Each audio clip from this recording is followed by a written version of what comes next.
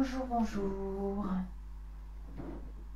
Nous sommes aujourd'hui le 2 mars 2022. Alors, j'ai allumé ma petite bougie rose pour la prière d'intention pour l'archange Michael, puisque nous traversons actuellement une situation assez difficile par rapport à la guerre en Ukraine et en Russie. Et pour la planète tout entière, c'est vraiment un drame absolu.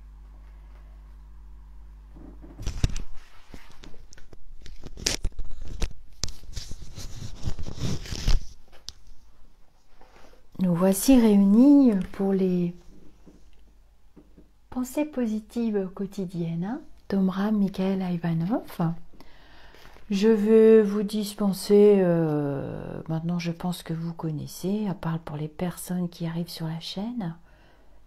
Donc il était philosophe et pédagogue d'origine bulgare, de 1900 à 1986. Donc il a laissé beaucoup d'enseignements spirituels, absolument magnifiques, que j'aime beaucoup partager avec vous.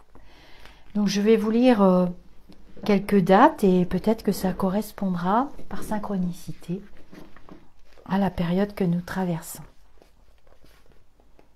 Le 2 mars. La méditation est un exercice de la pensée par lequel vous vous efforcez de vous élever le plus haut possible dans le monde spirituel. C'est un exercice difficile. Pour vous y aider, imaginez-vous gravissez une montagne dont vous cherchez à atteindre le sommet. Cette image vous amènera vers une autre montagne au-dedans de vous. Le sommet de cette montagne, la science initiatique l'appelle le plan causal. En faisant des efforts pour vous élever jusque-là, non seulement vous aurez les plus grandes possibilités de réaliser vos pensées et vos désirs les meilleurs, mais intérieurement, vous vous sentirez invulnérable. Jésus disait « Construisez votre maison sur le roc ». Le roc est un symbole du plan causal. Dans le plan causal, vous êtes en sûreté, car vous êtes très haut, sur un sol très stable. Rien ne peut vous atteindre. Si vous construisez votre habitation dans le plan mental ou dans le plan astral, avec des pensées et des sentiments quelconques ordinaires, vous pataugez dans les marécages et vous êtes toujours vulnérable.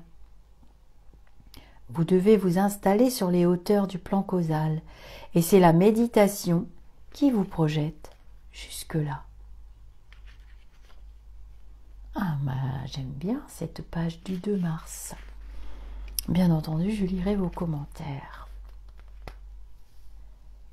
Nous allons lire le 3 mars. Pour faire le mal, on sent instinctivement qu'il faut se cacher, afin de ne pas être pris et condamné. Et pour faire le bien, on s'imagine qu'on peut se montrer. Certaines personnes même, par vanité, s'exhibent, et voilà comment elles déclenchent les oppositions, excitent la malveillance, la jalousie. Vous voulez offrir quelque chose à quelqu'un? Là aussi, soyez prudent. Peut-être vaut-il mieux qu'il n'y ait pas de témoin. Et quelquefois, il serait même préférable que celui à qui vous faites du bien ignore d'où cela lui vient, car votre geste peut provoquer en lui des réactions inattendues. Dans toutes les relations avec les autres, tâchez de tenir compte des rapports compliqués qu'entre chaque être humain la nature inférieure entretient avec la nature supérieure.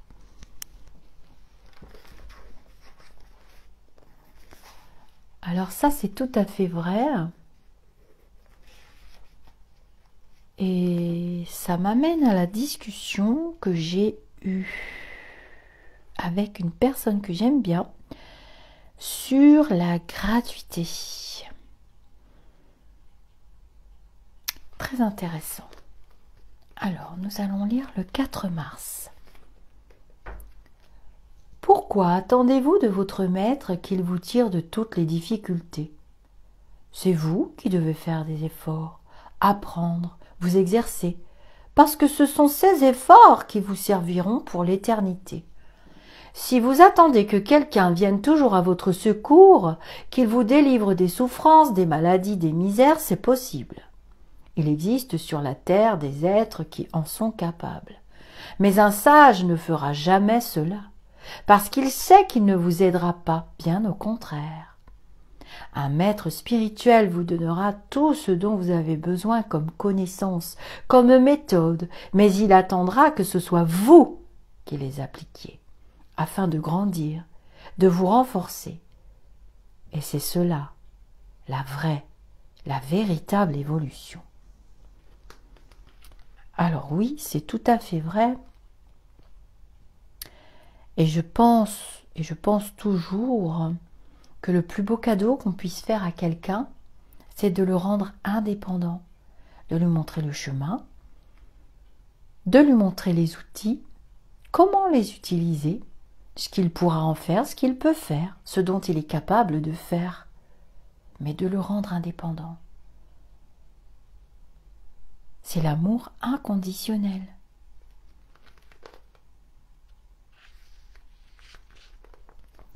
Nous allons lire le 5 mars.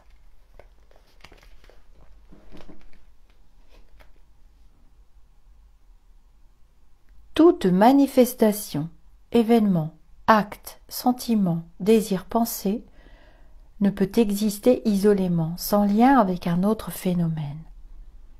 Chaque manifestation a une cause et produit des conséquences plus ou moins importantes et plus ou moins lointaines. C'est ce que vous pouvez observer chaque jour dans votre existence quotidienne. Supposons que vous ayez passé une bonne journée. Mais voici qu'au moment où vous allez vous coucher, il se produit un incident qui vous inspire tristesse et découragement. Le lendemain, au réveil, vous constatez que tout ce que vous aviez vécu de bon au cours de la journée précédente s'est effacé, pour laisser la place à ce que vous avez vécu au moment de vous endormir. Et c'est cette impression pénible qui est restée.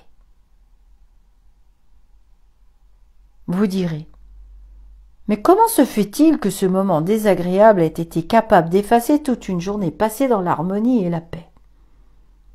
Bien justement, c'est que rien ne reste sans conséquence, et un malaise éprouvé en fin de journée se fera ressentir jusqu'au lendemain, si vous ne faites rien pour le neutraliser. Alors attention, surveillez bien dans quel état vous êtes au moment où vous allez vous endormir.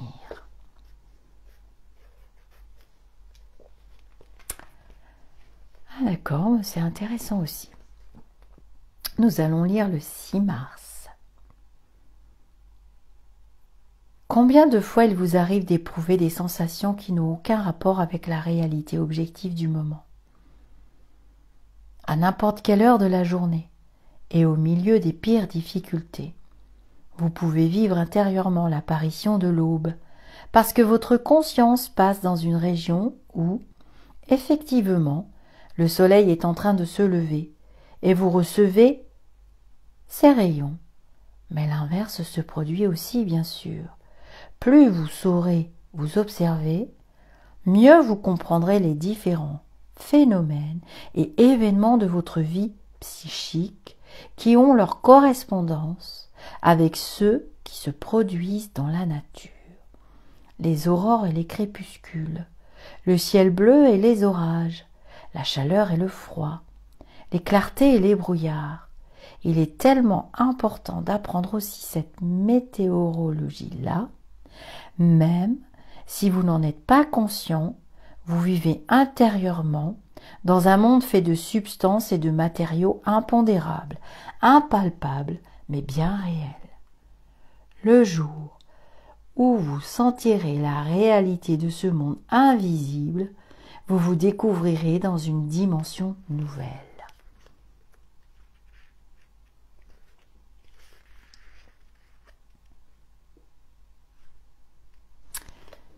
Voilà, Je vais vous laisser aujourd'hui. Nous reprendrons une autre petite lecture d'Omram Mikhaëla Ivanov un autre jour. Je vous dis namasté.